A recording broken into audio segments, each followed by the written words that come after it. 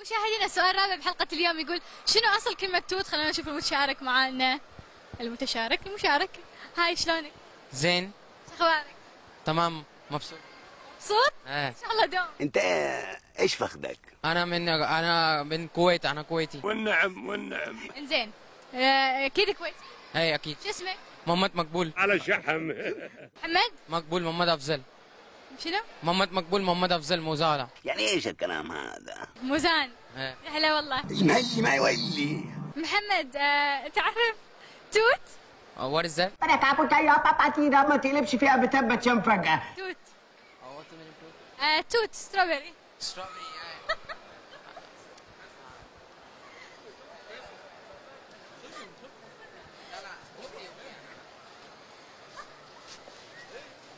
خبلة انت خبلة.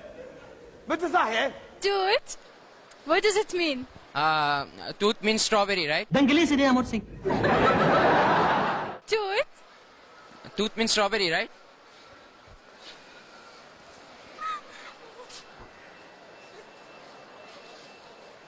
انا في حاجه غلط ولا ايه؟ إنزين ما يعرف توت شنو أصل الكلمة؟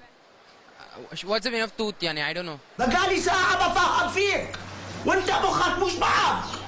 توت يعني راسبيري not strawberry. raspberry, huh? Yes. You know where does it belong? raspberry is mostly in India. ولا انت حمار ولا انت فاهم حاجة، عمال اقول لك بالصبح. إنديا، كلمة هندية. Okay thank you سويتوا فيني. ها هلا yes. It is belonging India, mostly state of Bombay. مسختها. بومباي بعد بومباي يعني هو مو بس بالهند بومباي. Okay thank you brother محمد. بومباي لا أنا أقول ستروبري. بومباي لا سويت فيني فيصل. انت اللي بتموتي في قله الادب. من كثر ما ضحكت والله عيني دمعت. يا ضنايا. لو أنا أقول ستروبري صدق عاد كويتي يكذب يقول أنا كويت. هفت لاي مش حتى هفت لاي.